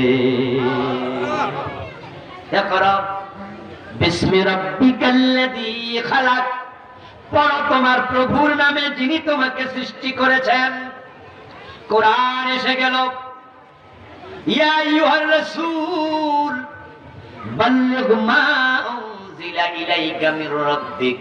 ও আমার রাসূল, আপনার রবের পক্ষ থেকে যে মেসেজগুলো আপনার কাছে যায়, আপনি এগুলো মানুষের বাড়িতে বাড়িতে পৌঁছাতে শুরু করে দেন। বিশ্বনবী কোরআন নিয়ে আবার চলে গেলেন মানুষের দ্বারে দ্বারে। কোরআন পড়তে শুরু করলেন। উতলু মা উহিয়া ইলাইকা মিনাল কিতাব। 21 পারার প্রথম আয়াত। ও নবী, যে কিতাব আমি নাযিল করছি মানুষের কাছে তেলাওয়াত করে করে শোনাতে থাকেন। বিশ্বনবী আবার কোরআন নিয়ে মানুষের বাড়িতে বাড়িতে ছুটতে থাকলেন, দাওয়াত দিতে থাকলেন। দিতে দিতে বয়স 63। কত বছর? 17 থেকে চলে গেল 40 পর্যন্ত 23 বছর। 40 থেকে আবার শুরু 63 বয়স, এখন আবার 23 বছর। এবার বলুন তো, এই 23 বছরের রেজাল্ট আছে না নাই? পরিবর্তন আছে না নাই? আগের 23 বছরে ঝিরু, এখনকার 23 বছর ফুলে ফলে সুশোভিত, তামাম দুনিয়ার সর্বশ্রেষ্ঠ হিরু। তিনি পৃথিবীর সবচেয়ে বড় মহানায়ক হয়ে গেলেন। এমন পরিবর্তন আনলেন যে পরিবর্তন পৃথিবী কখনো দেখে নাই। তৈরি হয়ে গেল আবু বকর, তৈরি হলো ওমর, ওসমান, আলী রাদিয়াল্লাহু তাআলা আনহু। এমন যোগ্য কিছু মানুষ তৈরি হলো যাদের সংখ্যা 1 লক্ষেরও বেশি। শুধু বিদায় হজের দিন রাসূল সাল্লাল্লাহু আলাইহি ওয়াসাল্লামের সাথে বিদায় হজ করেছে 1,14,000 সাহাবী। মদিনায় ইসলাম কায়েম হয়ে গেল, মক্কায় বিজয় হয়ে গেল। ইসলাম আস্তে আস্তে সরাতে শুরু করলো। সরাতে সরাতে বিশ্ব নবীর ইন্তেকালের অল্প কয়েকদিনের ব্যবধানে হযরত ওমরের যুগে গিয়ে দেখা গেল ইসলাম এখন অর্ধ পৃথিবী ব্যাপী। রোম বিজয় হয়ে গেছে, পারস্য বিজয় হয়ে গেছে। ইতালির রাজধানী রোম পৃথিবীর তৎকালীন পরা সাম্রাজ্য ইসলামের অধীনে এসে গেছে। অর্ধ পৃথিবী করেছো শাসন, ধুলার তখ্তে বসে। খেজুর পাতার প্রাসাদ তোমার বারে বারে গেছে খসে। আল্লাহ অর্ধ পৃথিবী আমাদের হাতে তুলে দিয়েছেন। স্পেন কালেমার পতাকা পথ করে উড়েছিল 700 বছরের বেশি। এই ভারতীয় উপমহাদেশ আমরা মুসলমানরা শাসন করেছি 800 বছরের বেশি। অর্ধ দুনিয়া আমাদের হাতে তখন ছিল যখন আমাদের হাতে কোরআন ছিল। মুসলমান যখন কোরআন ছেড়ে দিয়েছে তখন তাদের কপাল পড়তে আবার শুরু করেছে। কপাল পুড়তে পুড়তে পুড়তে পুড়তে এমন অবস্থায় গেছে এখন দুনিয়া আমাদের হাতে নাই, পায়ের তলার মাটিটাও নাই। এখন পৃথিবীতে সবচেয়ে বেশি মাইর খায় যে জাতি, ওই জাতির নাম হলো মুসলমান। বসনিয়া, সেসনিয়া, সোমালিয়া, কাশ্মীর, আলজেরিয়া, ফিলিস্তিন, ইয়ামান, সিরিয়া, ও বন্ধু, কালকের পত্রিকা পড়েছে সিরিয়াতে আমেরিকা আবার বোমা হামলা করেছে। নতুন সরকার জো বাইডেন ক্ষমতা গ্রহণের পরে গতকালকে সিরিয়াতে আবার বোমা হামলা করেছে। তাকায় দেখো মায়ানমারের দিকে, তাকায় দেখো কাশ্মীরের দিকে। পৃথিবীতে আজকে এমন একটা অবস্থা, মুসলমানের জন্য কান্নার কেউ নাই। এখন যদি জঙ্গলে গিয়ে হরিণ মারে তাহলে মামলা হয়ে যায়। সালমান খানের বিরুদ্ধে মামলা হয়েছে ভারতে, সে হরিণ শিকার করেছে। হরিণের জীবনের দাম আছে, কিন্তু গুজরাটে 2000 মুসলমান দাঙ্গা লাগাইয়া পোড়ায়া পোড়ায়া মারছে। ওই নরেন্দ্র মোদীর একবারও বিচারের কথা ওঠে নাই, বিচার হয় নাই। হরিণের জীবনের দাম আছে, মুসলমানের জীবনের দাম নাই। ইউরোপ আমেরিকাতে কুকুর মরলে বিচার হয়, মামলা হয়, জেল হয়, জরিমানা হয়। আমার কুকুর কেন মারলাম? গাড়ি অ্যাক্সিডেন্ট করে কুকুর মরলে মামলা হয়, জেল হয়, জরিমানা হয়। সেই আমেরিকা ইরাকে লাখ লাখ মুসলমান মেরেছে পরমাণু বোমার সুতা দিয়া। ইরাক দখল করলো, একটা পরমাণু বোমা পায় নাই। সাদ্দাম বারবার বলেছে আমার দেশে পরমাণু অস্ত্র নাই, শুনলো না। পরমাণু অস্ত্র যখন পাইনি, একবার সরি বলা দরকার, এই প্রয়োজনটা অনুভব করে নেই। আরে কুত্তা মরলে বিচার হবে, কিন্তু মুসলমান মানলে বিচার নাই। বৌদ্ধরা তামাম দুনিয়াতে গৌতম বুদ্ধের মহাবাণী প্রচার করে বেড়ায়, জীব হত্যা মহাপাপ। তাই তাদের যারা ভিক্ষু হয় তারা নিরামিষ ভোজী হয়। তারা ছাগলের মাংস, গরুর মাংস, মুরগির মাংস খায় না, মাছও খায় না, আমিষ খাবে না, জীব হত্যা মহাপাপ।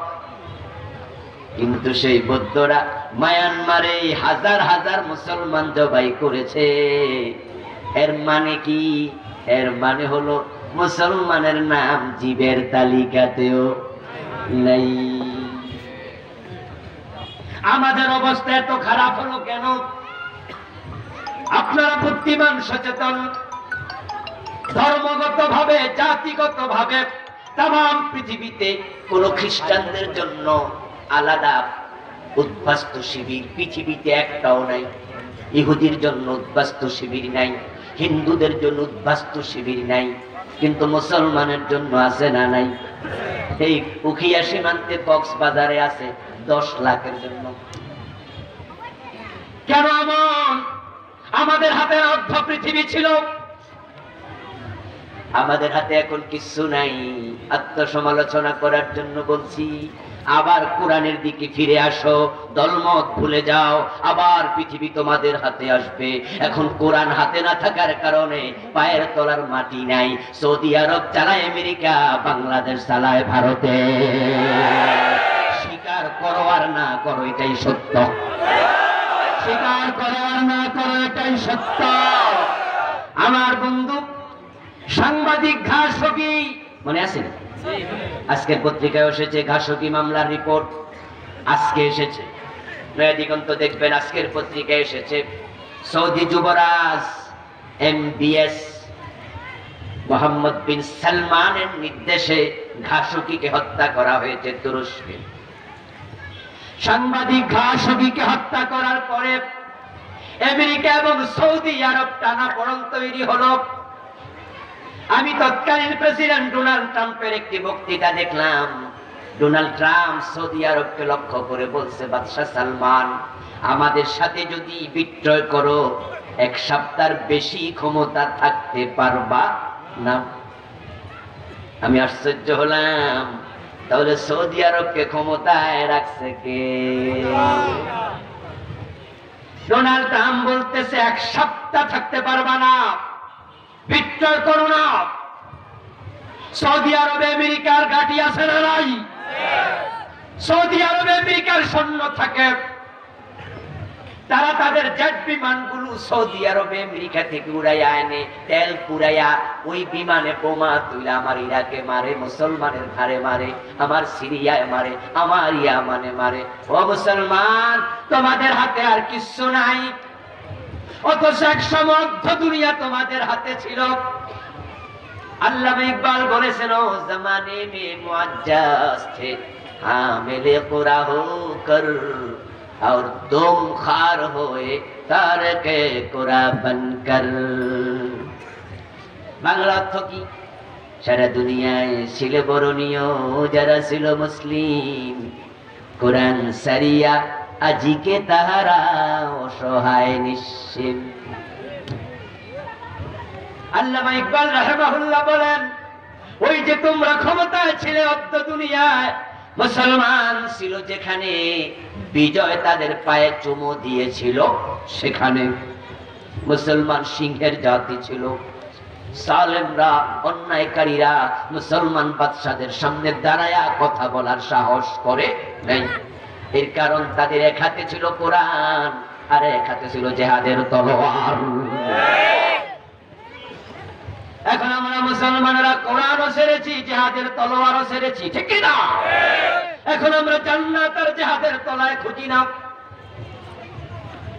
এখন আমরা জান্নাত তালাশ করি তাসবির দানার ভিতরে। অথচ বিশ্বনবী বলেছেন আল জান্নাতু তাহতা জিলালিস সুয়ুদ, জান্নাত তলোয়ারের ছায়ার নিচে। এই কোরআনটা এমন এক কিতাব, যে কিতাব লাঞ্ছিত হতে পারে না, বিপর্যস্ত হতে পারে না, বেজ্জতি হতে পারে না। আল্লাহ নিজে ওয়াদা করেছেন কোরআনে, এই কোরআনওয়ালাদের সম্মান বাড়াইয়া দেবেন আল্লাহ নিজে। আল্লাহ ওয়াদা খেলাপ করে না। আল্লাহ তাআলা বলেছেন ইয়ারফাইল্লাহুল্লাযীনা আমানু মিনকুম ওয়াল্লাযীনা উতুল ইলমা দারাজাত। আওয়াজ দিয়ে একটু সুবহানাল্লাহ বলেন। আল্লাহ তাআলা বলতেছেন যারা ঈমান আনবে এবং এই কোরআনের ইলম শিখবে, কোরআনওয়ালা হবে, ইয়ারফাইল্লাহু দারাজাত, তাদের সম্মান আল্লাহ নিজে বাড়াইয়া দেবে। এই তো কোরআন এমন এক কিতাব, এর সাথে যে লাগে তার দাম বাড়াইয়া দেয় কে? আল্লাহ। যেই রাতে কোরআন নাজিল হলো ওই রাতের দাম 1000 বছর মাসের চেয়েও বেড়ে গেল। যেই মাসে কোরআন নাজিল হলো ওই রমজানের দাম 11 মাসের উপর বেড়ে গেল। যে উম্মতের উপরে কোরআন নাজিল হলো কুনতুম খায়রা উম্মাহ, তোমরা সেরা উম্মত হয়ে গেলে। যেই নবীর উপরে কোরআন নাজিল হয় ওই নবী সেরা নবী হয়ে গেল। যেই ফেরেশতা কোরআন নিয়ে এসেছে জিবরিল সেরা ফেরেশতা হয়ে গেল। কম দামি কাপড় বাজার থেকে এসে কোরআনের গিলাফ হওয়ার সাথে সাথে ওই কাপড়টার দামটা বাড়াইয়া দেয় কে? আল্লাহ। 1000 টাকা দিয়া জামা কিনবেন, ছিঁড়ে গেলে নেকড়া বানায়া ঘর মোছা হয়, কিন্তু 100 টাকা দিয়া গিলাফ কিনবেন কোরআনের, ছিঁড়ে যাক টুকরো টুকরো হয়ে যাক, নেকড়া কোনোদিন হবে না, পায়েও লাগবে না। যদি সেরা গিলাফটাও পায়ে লাগে তখন মন বলে চুমু খাওয়া শুরু হয়ে যায়। 5 লাখ টাকা দিয়া চন্দন কাঠের বক্স খাট কিনে এর ভিতরে মানুষ ঘুমায়, ওই খাটের মাঝে দাঁড়ায় ছোট বাচ্চারা প্রস্রাব করে দেয়, লাফালাফি দৌড়াদৌড়ি করে। কেউ কোনোদিন বলে নাই 5 লাখ টাকার খাটে পা লাগলো কেন? কিন্তু 100 টাকা দিয়া রেয়াল কিনে কোরআনের গায়ে লাগায়া দেখো, দাম এমন বাড়বে ওই 100 টাকার কাঠ আর পায়ে লাগবে না।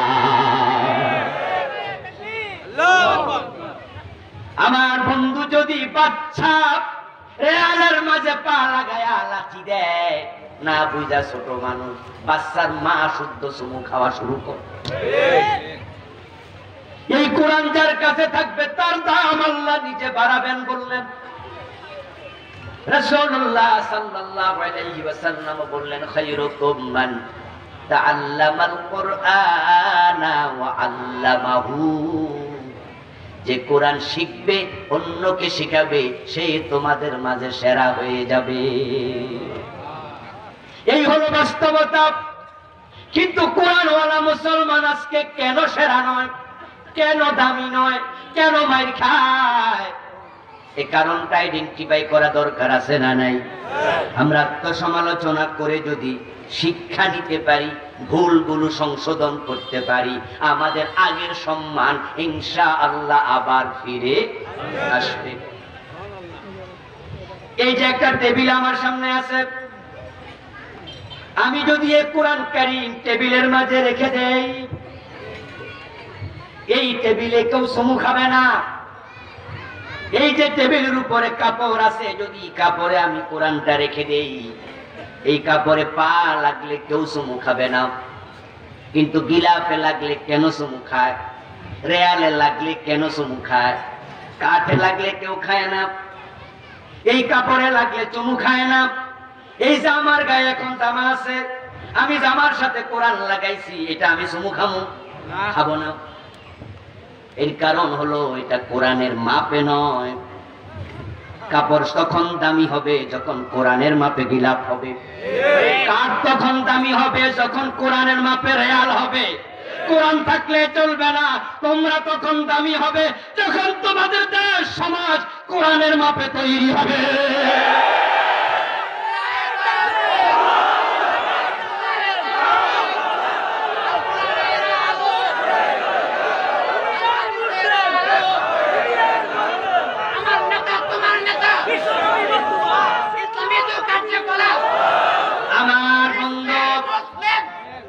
আমার ভাই, দামি হওয়ার জন্য আমাদের পুরা জীবন কোরআনের মাপে সাজানো দরকার আছে না নাই? এক সময় দামি ছিলাম কারণ আমাদের জীবনটা কোরআনের মাপেই ছিল। চোর ধরা পড়ছি, বিশ্ব নবীর কাছে হাজির হলো মহিলা চোর। রাসূলুল্লাহ বললেন, হাত কেটে দাও। আল্লাহর হাবিবের কাছে বলা হলো, ইয়া রাসূলুল্লাহ, সম্ভ্রান্ত বংশের নারী, হাত না কেটে যদি অন্য শাস্তি দিতেন ভালো ছিল। হাত কাটলে তার বিয়ে হবে না এবং তার বংশের নাক কাটা যাবে, মানুষ সমালোচনা করবে। অন্য কোন শাস্তি দিয়ে ছেড়ে যদি দেয়া যেত ভালো হতো। বিশ্বনবী সাল্লাল্লাহু আলাইহি ওয়াসাল্লাম দাঁড়ায় একটা খুতবা দিলেন, সাহাবীদেরকে ডাকলেন। ওই ভাষণে তিনি বললেন, তোমাদের আগে আল্লাহ অসংখ্য জাতিকে ধ্বংস করেছে, কারণ তারা গরিবের অন্যায় করলে ধরতো, ধনী অন্যায় করলে ছাড়তো। আমি নবী এটা করতে পারবো না। সম্ভ্রান্ত বংশের নারী, তাই তার হাত না কেটে অন্য শাস্তি আমি কেমনে দেব? আল্লাহ তো কোরআনে বলছে, চোর ধরে হাত কেটে দাও। এই আইনের বাহিরে আমি যেতে পারবো না। কোরআনের আলোকে সমাজ চালাতে হবে, দেশ চালাতে হবে, পরিবার চালাতে হবে, কোরআনের মাপে জীবন বানাতে হবে। আমার মেয়ে ফাতেমা যদি চুরি করে, আমি ফাতেমার হাতটাও কাটবই। কোরআনের আলোকে সমাজ চললে আজকের এই দিনও শান্তি আসবে, জাহেলিয়াত চলে যাবে। চোর ধরে যদি আমাদের সরকার 6 মাস টানা হাত কাটা শুরু করে, কিশোরগঞ্জে 10 জন, গাজীপুরে 15 জন, ঢাকা জেলায় 20 জন, কুমিল্লা জেলা 30 জন, চোর আছে যেখানে হাত কাটা সেখানে, এভাবে 6 মাস হাত কাটো, আমি নিশ্চয়তা দিয়ে বলবো 6 মাস পরে ঘরের দরজা খুলে ঘুমাতে পারবে, চুরি আর হবে না।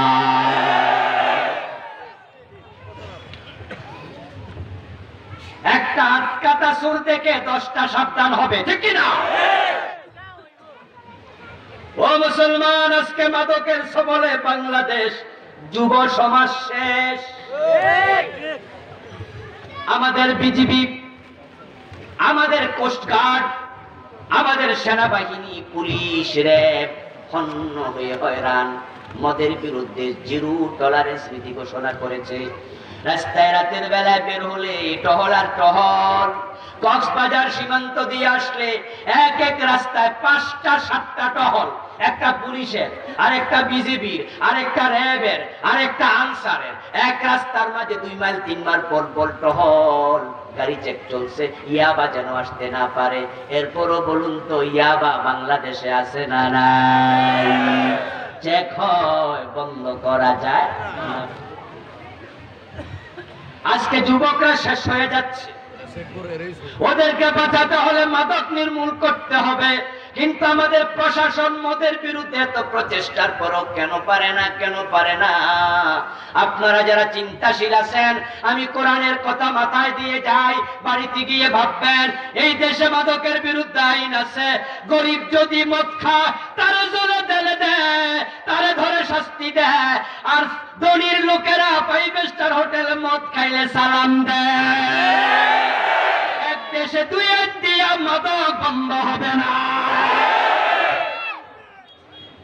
5 স্টার হোটেলে মদের বার আছে কিনা পুলিশ জানে না, তো ধরতে যায় না কেন? কয় না আইনে নাই, ওখানে ধরা যাবে না। ওখানে যারা খাইয়া বাইর হয় মাতাল হইয়া ডুলতে ডুলতে ওরারে সেলুট দেয়, স্যার যান। ঠিক, মাদক বন্ধ করতে হলে ইসলামের আলোকে সমাজ গঠন করো। ছোট নাই বড় নাই, আল্লাহর আইনে সমান। হযরত ওমরের মতো হয়ে যাও নেতাও, তোমার ছেলে মদ খেলে তাকেও বেদ দাও। হযরত ওমর নিজের ছেলে আবু শামাকেও ছাড়ে নাই। মদ্যপানের অপরাধে প্রিয় পুত্রকে নিজ করে মেরেছ দরুরা, মরেছে পুত্র তোমারই চোখের পরে। 80 ভেটারান চালু করে দাও, কষ্ট করা লাগবে না। 6 মাস আইন চালু রাখো, 6 মাস পর মাদক সেবী পাওয়া যাবে না। কোরআন এমন এক কিতাব, এর কাছে গেলে দাম বাড়বে। এখন আপনারা বলুন তো, আমাদের মুসলমানেরা এখন কোরআনের মক্তবে বেশি যায় না কিন্ডারগার্টেনে বেশি যায়? কোরআনের থেকে আমাদের দূরত্ব কমেছে নাকি দূরত্ব বেড়েছে? এমন বাড়ছে কি দূরত্ব কমছে? কোরআনের সাথে দূরত্ব কমেছে না বেড়েছে? এমন বাড়া বেড়েছে, হাজার হাজার এমএ পার দেখে দেখো কোরআন পড়তে পারে না। ইঞ্জিনিয়ার কত মেধাবী হলে ইঞ্জিনিয়ার হয়? ঢাকা মেডিকেলে পড়ে, বুয়েটে পড়ে। যখন মেডিকেল বুয়েট ছুটি হয় ওখান দিয়ে যাই, তখন দেখি পোলাপানগুলো এপ্রন করে যখন ডাক্তাররা বের হয়, 1st ইয়ার 2nd ইয়ার 3rd ইয়ার 4th ইয়ার সবগুলো একসাথে হাজার হাজার পোলাপান বুয়েটের স্টুডেন্ট। তখন মন বলে দেশের সেরা মেধাবী ছেলেগুলো মেয়েগুলো রাস্তায় হাঁটছে, তারা মেধাবী, কোনো সন্দেহ নাই। গাদা গাদা ইংরেজি বই পড়ে ডাক্তার হওয়া লাগে, ইঞ্জিনিয়ার হওয়া লাগে। কিন্তু বলুন তো, এত মেধাবীরা কেন কোরআন থেকে দূরে? দেখে দেখে কোরআন পড়তে পারে না। ইঞ্জিনিয়ার আছে না নাই? ডাক্তার আছে না নাই? অফিসার আছে না নাই? একটাই মাত্র কারণ, তাদের সিলেবাসে কোরআন নাই। যদি আপনার প্রাইমারি স্কুলে কোরআন থাকতো 100 নাম্বার, হাদিস থাকতো 100 নাম্বার, হাই স্কুলে ইংরেজি, বিজ্ঞান, ভূগোল, অঙ্ক, পদার্থ, রসায়ন সব আছে, সাথে 100 কোরআন ঢুকাও, 100 হাদিস ঢুকাইয়া দাও, মেডিকেলে দাও, বুয়েট ইঞ্জিনিয়ারিং বিশ্ববিদ্যালয়ে দাও, ইউনিভার্সিটি, পাবলিক ইউনিভার্সিটিতে দাও, তাহলে আমার কলিজার টুকরা সন্তান মেডিকেলে পড়ে ডাক্তার হবে, সাথে কোরআনের আলেম হয়ে যাবে। আমার ইঞ্জিনিয়ার ছেলেটা আমার মৃত্যুর পরে হুজুর ডাকা লাগবে না, জানাজার ইমাম হইয়া জানাজার নামাজ পড়াবে, ঘরে ঘরে কোরআনওয়ালা ঢুকে যাবে। কিন্তু এখন আমাদের অবস্থা হয়ে গেছে, আমরা কোরআন পড়তে যে জানি না, এই নিয়ে কোনো অনুভূতিও নাই, লজ্জাও লাগে না। অথচ এই যে রমজান আসতেছে, রমজান মাসে দেখবেন বিভিন্ন চ্যানেলে কোরআনের পাঠকদের প্রতিযোগিতা হচ্ছে। ছোট্ট ছোট্ট বাচ্চা 30 পারার হাফেজ, 5 বছর বয়স হাফেজ আছে, এমনও আছে না নাই? 7 বছর 8 বছর তো অভাব নাই। আলহামদুলিল্লাহ, আমার নিজের ছেলেটাও 8.5 9 বছর বয়স হাফেজ হয়ে গেছে। আমার বন্ধু কোরআনের হাফেজ এভেলেবেল 30 পার আর হাফেজ 3 বছর 2 বছর মাত্র 4 মাসে পুরা কোরআন শিখেছে এরকম আছে অনেক মাত্র 40 দিন 42 দিনে শিখেছে আমাদের কুমিল্লার একটা ছেলে 30 পার আর হাফেজ 40 45 দিন 5 বছর বয়সে হাফেজ 7 বছর বয়সে হাফেজ আর আপনার বয়স 70 50 দেখে দেখো পড়তে পারেন না এই চেহারা নিয়ে আল্লাহর সামনে হাজির হতে লজ্জা লাগবে না এই যে আজকের মাহফিলের এখানে দুজন মেহমান দুই পাশে বসে আছে যদি আমার অ্যাডভোকেট বাচ্চু ভাই আমার হাতে ছোট্ট একটা লিখা একটু চিরকুট হাতে ধরায়া দেয় উনি আমারে বড় হুজুর একটু দেন উনি একটু চিরকুট হাতে ধরাইছে উনার চিরকুটটা আমি হাতে নিছি হাতে নিয়ে আমি পড়লাম না না পড়া আমি পকেটে ঢুকাইয়া রাখছি উনি কি আমার এটা পকেটে ঢুকাইতে দিছে না আমি এটা না পড়ে যদি এটা রেখে দেই যত্ন করে পকেটের ভিতরে উনি মনে মনে বলবে হুজুর আমারে মূল্যায়ন করে না কথা বলেন না কেন আমি একটা চিরকুট দিলাম যদি উনি আমার এখন দেয় মেহমান আমি যদি এটা পকেটে রেখে দেই উনি মনে মনে ভাববে দিলাম কেন করলো কি এখন উনি দেওয়ার পরে আমি যদি চুমু খাইয়া তারপরে এটা টেবিলের তলায় রাখি খুশি হব আমার চুমু খাইতে দিস এটার মাঝে হয়তো লেখা আছে জরুরি কোনো তথ্য আমার দায়িত্ব এটা পড়া এটা 1 নাম্বার দায়িত্ব ঠিক কি না এরপরে যা তিনি লিখেছে যদি আমি মনে করি এটা করা উচিত তাহলে এটা করা 1 নম্বরে পড়া 2 নম্বরে এটার আলোকে কাজ করা যদি আমি এটা না করি ভাই মনে কষ্ট পাবে আল্লাহ আপনার কাছে আমার কাছে 30 পারা একটা চিঠি পাঠাইছে এটার মাঝে কি কি করা দরকার সুন্দর করে বলছে আপনি পড়েনও নাই করেনও নাই ভালো করে বাইন্দা তাকে রেখেছেন আল্লাহ কষ্ট পাবেন কিনা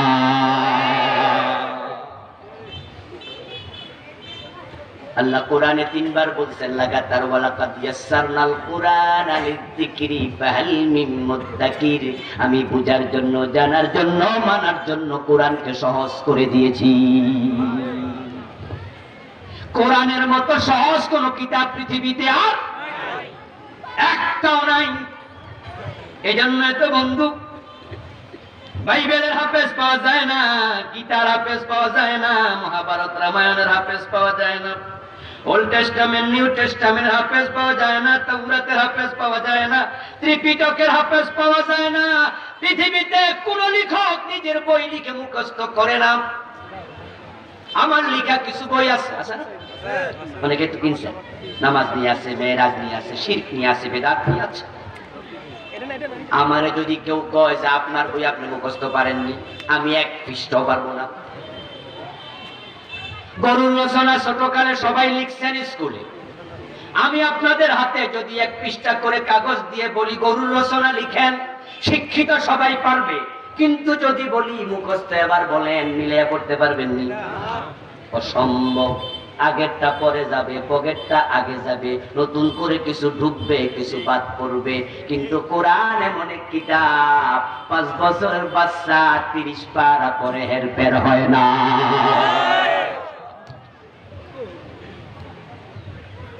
এই জন্য আজকের মাহফিল থেকে বাড়িতে সিদ্ধান্ত নিয়ে যেতে হবে আমরা সবাই কোরআন পড়তে চাই রাজি আছেন না কোরআন না পড়ে মরবেন না আল্লাহ আপনাকে ধরবে এত একটা চমৎকার কিতাব দিলাম তুই কিতাবটা কেন জীবনে গ্রহণ করলি না এখন কেউ বলবেন হুজুর বয়স তো বেড়ে গেছে কানে শুনি কম চোখে দেখি কম দাঁত নাই হা বলতে পারি না কফ উচ্চারণ করতে পারি না দাঁতের কারণে হাওয়া বাইর হইয়া যায় অক্ষর উচ্চারণ হয় না আমি কি করব আমি বলবো দোস্ত আল্লাহর হাবিব তোমার ব্যাপারে বলেছে যে ব্যক্তি কোরআন পড়ার সময় কষ্ট বেশি পাবে সাধারণ লোকের তুলনায় লাঘু আজরান والذي يقرأ القرآن ويتتعتع فيه وهو عليه شاق له أجران যে কোরআন পড়তে কষ্ট পায় ওই ব্যক্তি সাধারণ পাঠকের দ্বিগুণ সওয়াব পায়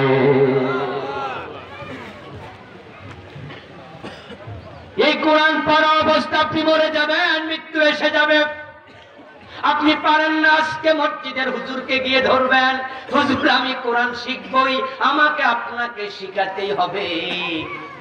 ইংরেজি শেখার জন্য টাকা খরচ করলেন, অঙ্কের জন্য করলেন, নিজের সন্তানের কোরআন শেখানোর জন্য টাকা খরচ অঙ্ক ইংরেজির চেয়ে কম করা দরকার না বেশি করা দরকার, কিন্তু করলেন না। হুজুর আমাকে কোরআন শেখাতে হবে। আল্লাহর হাবিব বলেন, মান জাআহুল মাউত ওয়া হুয়া ইয়াতলুবুল ইলমা লিইহইয়া বিহিল ইসলাম ফাবাইনাহু ওয়া বাইনান নাবিয়িনা দারাজাতান ওয়াহিদা। বিশ্বনবী বলেন, যে ব্যক্তি দ্বীন জীবিত করার মানসিকতা নিয়ে দ্বীন শিখবে, কোরআন শিখবে, হাদিস শিখবে, ওই অবস্থায় যদি মৃত্যু এসে যায় শিখতে শিখতে, তাকে নবীর পাশের জান্নাত দেয়া হবে। আরে ভাই, একটা ছেলে রেখে যান যে আপনার জানাজার ইমাম হবে, কিন্তু আপনার জন্য পরিতাপ, আফসোস, একটা ডাক্তার, আরেকটা ইঞ্জিনিয়ার, আরেকটা প্রফেসর, আরেকটা পুলিশ অফিসার, আরেকটা সেনাবাহিনীর অফিসার, 5টা 7টা সন্তান আল্লাহ দিছে, একটাও জানাজার ইমাম হওয়ার যোগ্যতা নাই। ওই হুজুর আইসা তোমার জানাজার নামাজ পড়াবে, তোমার ছেলে আসবে ঢাকা থেকে দৌড়াইয়া, টুপিটাও হাওলাত করে মাথায় দেবে, পকেটে টুপিটাও।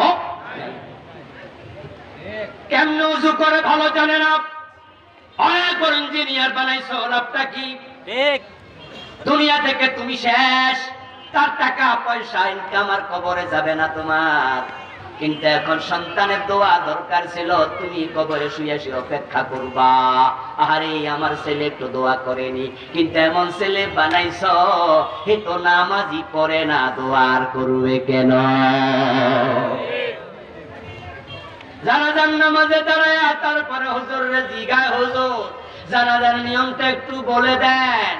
হুজুর মাইক হাতে নিয়ে বলে দেয়, 4 তাকবীরের সাথে ফরজে কিফায়া জানাজার নামাজ এই ইমামের পিছনে আদায় করতেছি, আল্লাহু আকবার। এই হলো জানাজার নিয়ম। নিখারাইছে আল্লাহু আকবার। এবার দোয়া আছে না নাই? তো হে তো নিয়ত শিখছে, এখন দোয়া শিখবো কখন? বাবার জানাজা পড়তে আছে, দোয়াই জানে না, এমন সন্তান আছে না নাই? বাবা তোমাকে বলছি, এমন সন্তান জন্ম দেয়ার সে না দেয়াই ভালো। এই জন্য আসুন কোরআনটাকে আজকে সঙ্গী করে বাড়ি নিতে চাই। এই কোরআন শুধু তেলাওয়াতের জন্য আসে না, অর্থ পড়বেন, বুঝবেন। সমাজের যারা নেতা আছেন, কোরআন দিয়ে দেশ চালাবেন। কোরআন দেশ চালাইতে আসছে, আদালত চালাইতে আসছে, সংসদ চালাইতে আসছে, গণভবন চালাইতে আসছে, বঙ্গভবন চালাইতে আসছে। আপনি আছেন যেখানে, কোরআন থাকবে সেখানে। فمن لم يحكم بما أنزل الله فأولئك هم الظالمون فاسقون কাফিরুন। আল্লাহ কোরআন মাজিদে বলে, যারা আমার কোরআন দিয়ে আইন করে না, দেশ চালায় না, সমাজ চালায় না, তারা হুকুম করে না, তারা জালেম, তারা ফাসিক, তারা কাফের। আল্লাহু আকবার, আল্লাহু আকবার। এখন কুফরি থেকে বাঁচতে হলে, জুলুম থেকে বাঁচতে হলে, ফিস থেকে বাঁচতে হলে, জান্নাতে যেতে হলে এই কোরআন আঁকড়ায় ধরা দরকার আছে না নাই? কোরআনের সাথে আপনারা আছেন না নাই? আল্লাহ তৌফিক দিক। সবাই বলেন আমিন, সবাই বলেন আমিন। আমার ভাইয়েরা,